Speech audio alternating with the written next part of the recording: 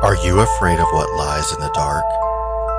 Are you looking to get your spooky bone tickled? Maybe you're just curious about what lies behind the shadows. My name is JD, and I invite you to check out my Through the Veil podcast. We have something that I'm sure will get your spine tingling. We dive into true paranormal cases, possessions, folklore, and sometimes even a little true crime that has some elements that just won't rest. We have new episodes available every Tuesday and are a proud member of the Darkcast network. You can find us wherever you get your podcasts or by visiting our website at throughtheveilpodcast.com, where we take our episodes even further with extra content that supports our latest episodes. So come visit us, grab a blankie, and turn down the lights, and get ready to catch a glimpse of what lies through the veil.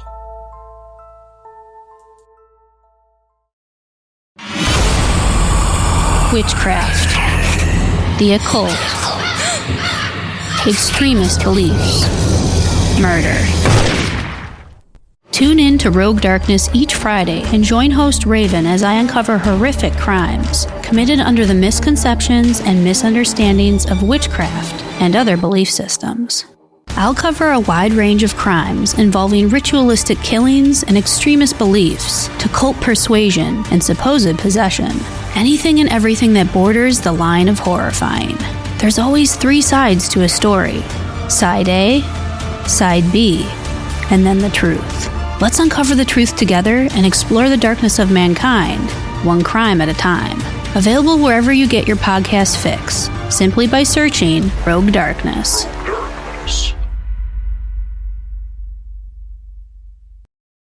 I'm Edward October, creator-host of October Pod, and we're both listening to Calls of Death on the Darkcast network.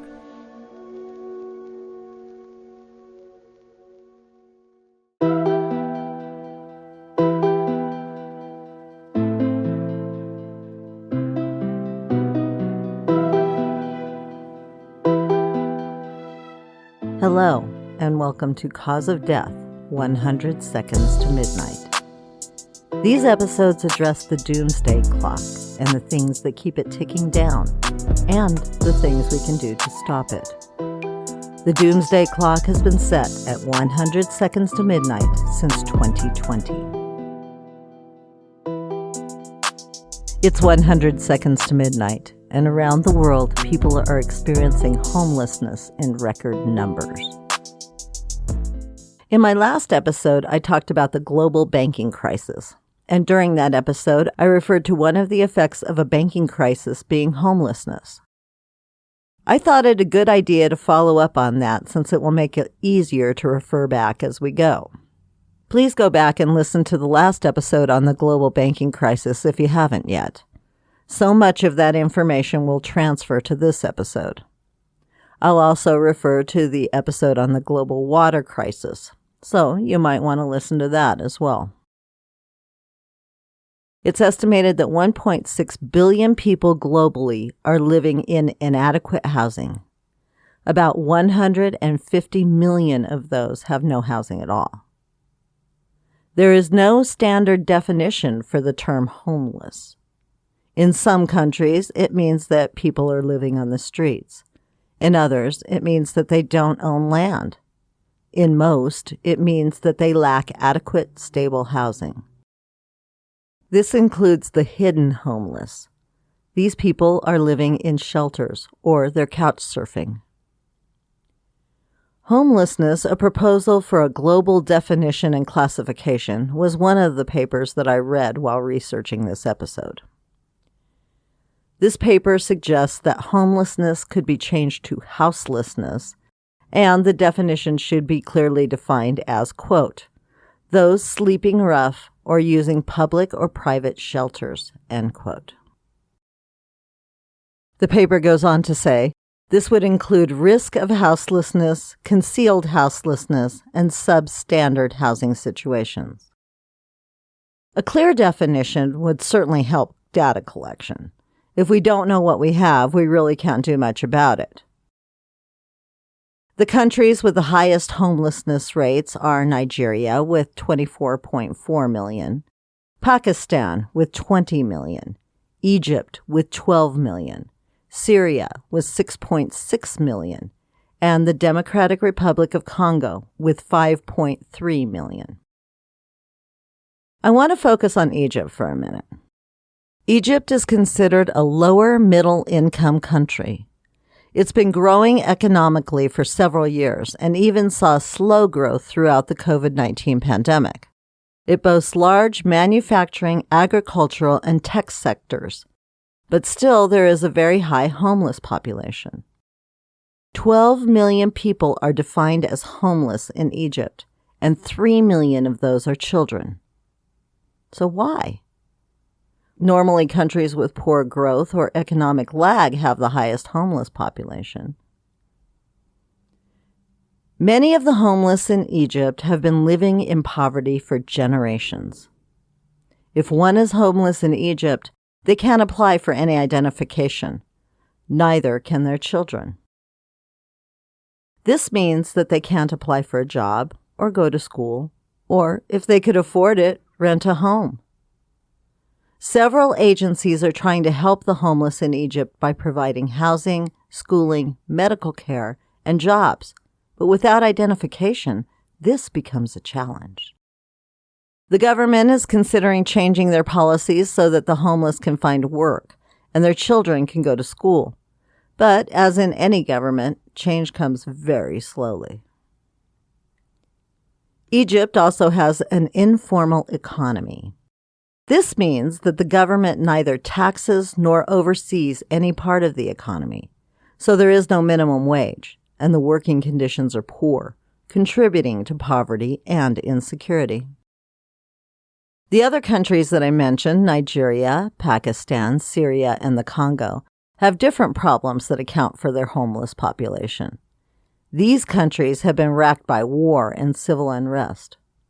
Nigeria has the greatest contribution to the GNP, but government instability and war, along with an informal economy, allow for unprecedented homelessness.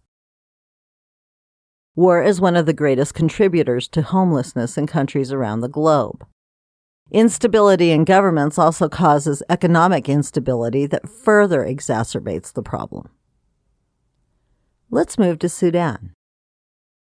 I talked about Sudan quite a bit in the episode on the global water crisis.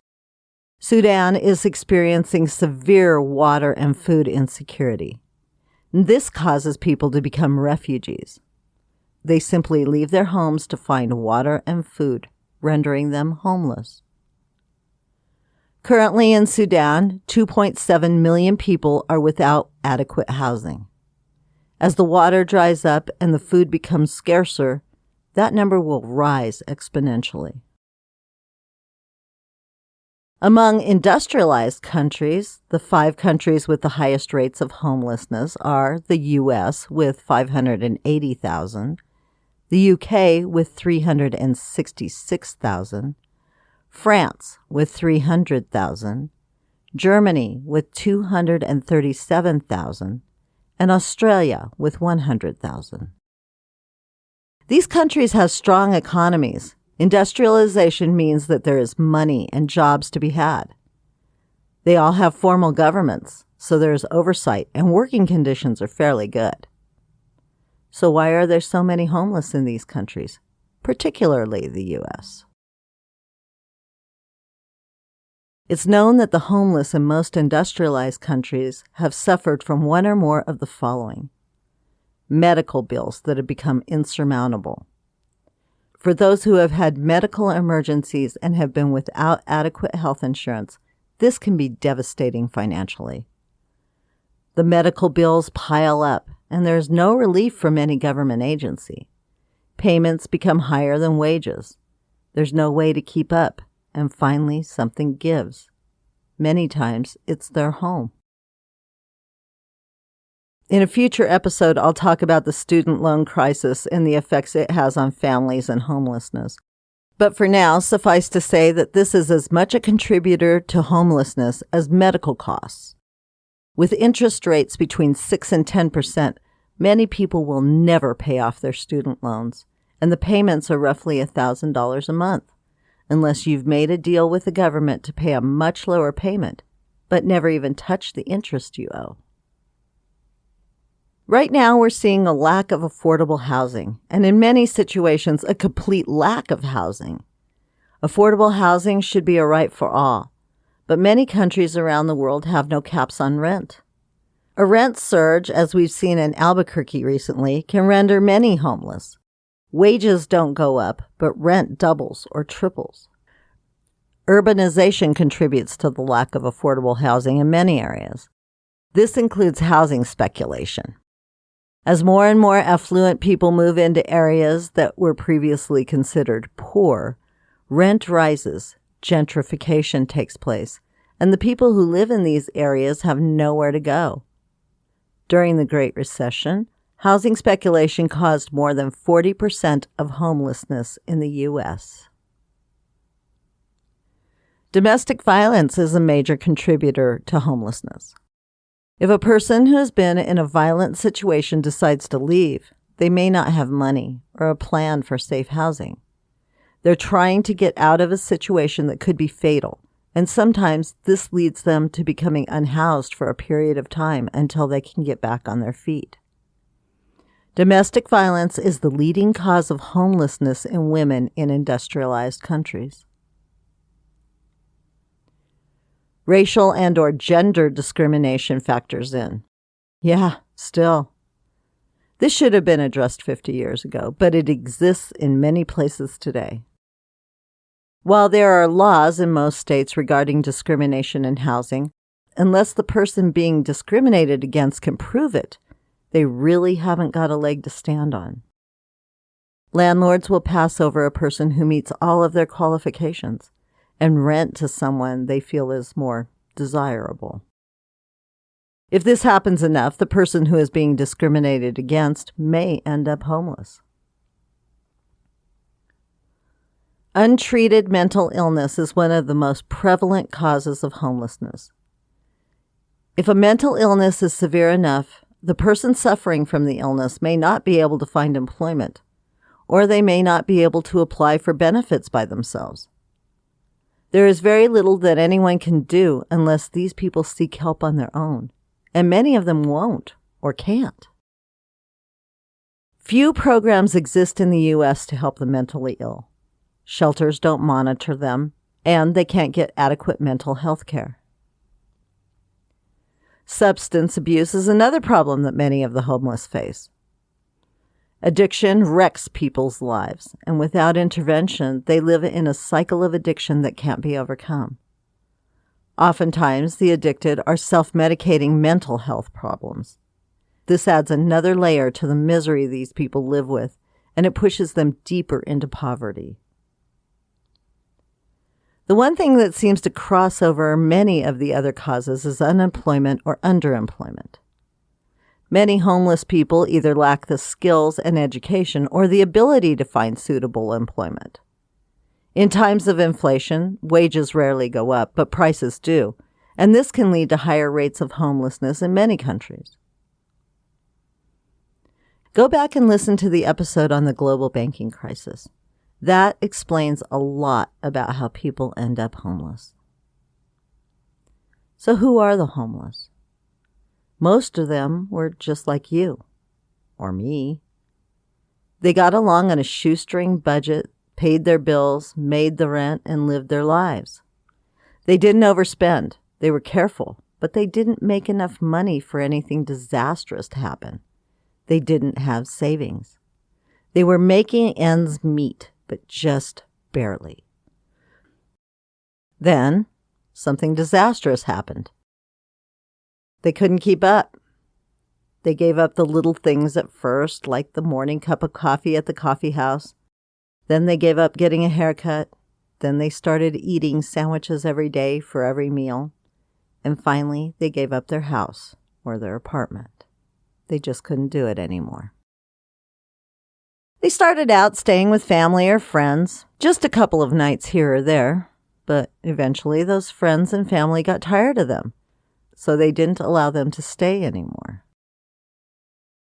Many went to live in their cars, but if they were unfortunate enough to have a payment, that could be a short-term solution without adequate employment. After that, they were forced to sleep in abandoned buildings, under bridges, in homeless shelters, at the local sporting grounds, in parks, bus shelters, doorways, or just on the street. Homeless people live at-risk lifestyles. They have a higher premature mortality and a much shorter life expectancy. Violence, injury, overdose, and disease are drivers of the mortality rate. Skin conditions, trench foot, chronic pain, dental problems, malnutrition, and mental illness contribute to the poor quality of life that the homeless experience. 23% of the homeless population is under the age of 18. This population is most vulnerable to drug use, sexual violence, assault, and murder. Many of these adolescents identify as LGBTQ. Most have been thrown out of their homes by parents who will not accept that their child is gay. Older people are more at risk of becoming homeless, especially those over 40 but under 65. They're aging out of the workforce, but they're not old enough to apply for Social Security or Medicare. There are also a disproportionate number of veterans who end up homeless.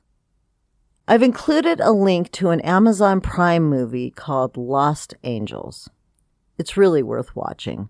It's a documentary about the homeless on Skid Row in Los Angeles and a group that sought to help them.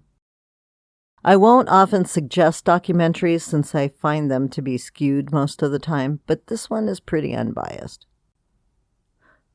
Homelessness affects communities as well. Here in Albuquerque, several parks have been closed because they became homeless camps. Trash, dirty needles, human feces, blood, and other bodily fluids were risks to anyone who came to visit the park. The threat of HIV, tuberculosis, hepatitis, typhus, and other diseases that the chronically homeless can carry far outweighed the threat of COVID-19. Open drug use, arson, and violent crimes also threaten nearby communities. Theft, particularly property crime, became out of control. The police were and still are overwhelmed. They can't keep up with the negative impact that a homeless camp has on a community. These camps have an effect on the social structure of a community. Neighbors will look on one another with suspicion and fear. There will be a lack of trust, even if they've been neighbors for many years. Now we'll talk about the high cost of homelessness. In 2016, it was estimated that one homeless person cost taxpayers $35,000 a year. See, the homeless use resources without giving back, so the burden falls to the rest of us. They use shelters, emergency rooms. They often get admitted for hospital stays, sometimes long hospital stays. They get admitted into mental health centers and detox programs, and they get arrested. A study by the Rand Company in 2016 found that offering one chronically homeless person viable housing and medical care resulted in a 60% decrease in the cost to the taxpayer. Chew on that for a minute.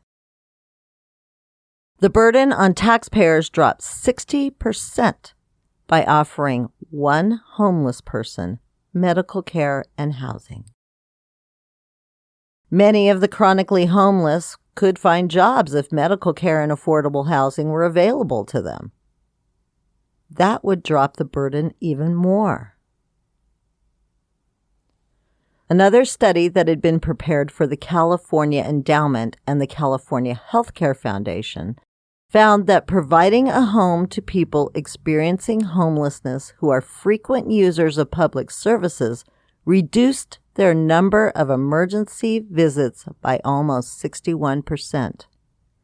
Healthcare costs were reduced by 59%, and hospitalizations dropped 77% after only 2 years of stable housing. So why don't government entities provide more services to the homeless? Because it's not popular. Most of the homeless don't vote. The government also doesn't publish any information on the cost of homelessness or the impact that it has on communities. That's valuable information, but it's not what people are led to believe. It's counterintuitive.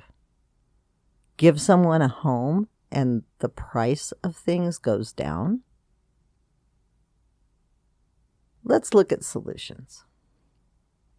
There's a man here in Albuquerque who is trying to help the homeless by buying abandoned buildings and renovating them into small apartments. He wants each one of his buildings to have a dog park. Often the homeless won't go to shelters because they can't take their pets with them. Sometimes their pets are the only things that keep them alive day to day. I had a lengthy conversation with this man one day.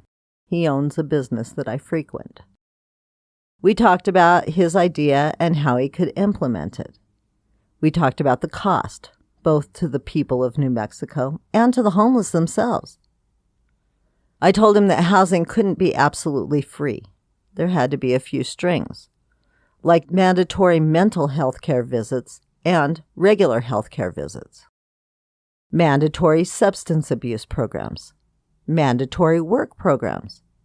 He agreed with me. The people using these services should be invested. They should have something to work toward. Remember when I said that many homeless people wouldn't go to shelters because they couldn't take their pets? Their pets got them through another day. Pets provide something that many people experiencing homelessness don't have: responsibility. If you have a responsibility to take care of another life, you're going to be less likely to commit a crime or be involved in violence. You have something depending on you to take care of them. Now, let's look a little deeper. If someone is just given an apartment with no strings attached, they're less likely to take care of that apartment. They're less likely to care about it. It's a roof, but it doesn't matter. If you give them health care, get them involved in substance abuse programs, get them a job, and get them back on their feet, and make them responsible for themselves, they start to care. Not just about themselves, but also about the world around them. They become healthier and more engaged.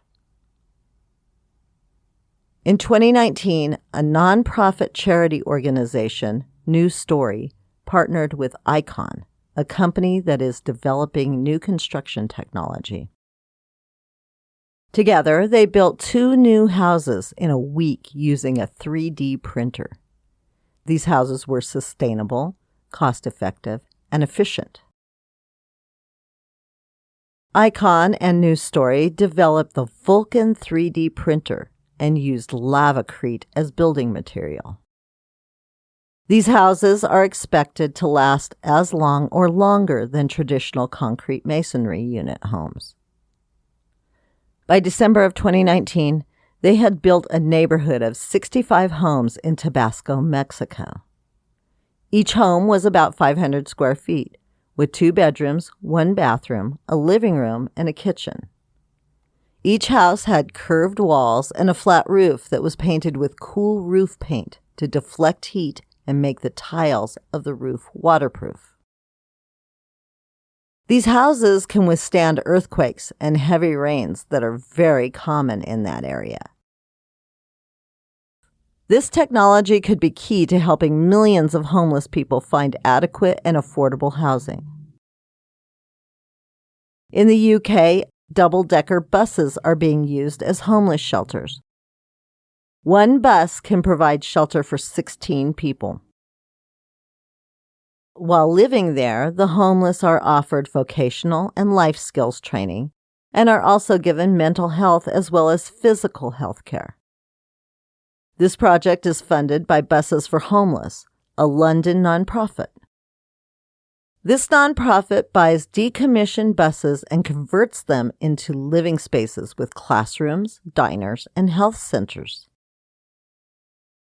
Change Please is another nonprofit organization in London that has a fleet of mobile coffee stores.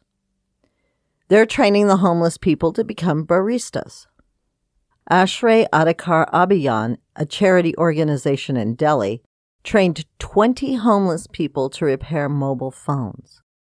Almost half of those who completed the course went on to either find work or start their own businesses. There are solutions. It may just take some creative thinking on the part of private charity organizations to find them. It may take better definitions, more government intervention, and less greed on the parts of those signing paychecks. Switzerland has one of the lowest homelessness rates in the world, with 2,200. So what makes them different? They have one of the best healthcare systems in the world. They have much better access to resources like education. And they also have laws defining a living wage. Before I give them too many kudos, though, I couldn't find their definition of homeless. It may be only defined as those sleeping on the streets. They may not include the hidden homeless. Those definitions are important when you're examining data points from all over the world. It's 100 seconds to midnight, and until societies realize that housing should be a human right, global homelessness will remain the next global crisis. Please check out the show notes to find ways that you can help fight global homelessness. Also, check out my website at causeofdeath100sex.net for ways that you can support Cause of Death.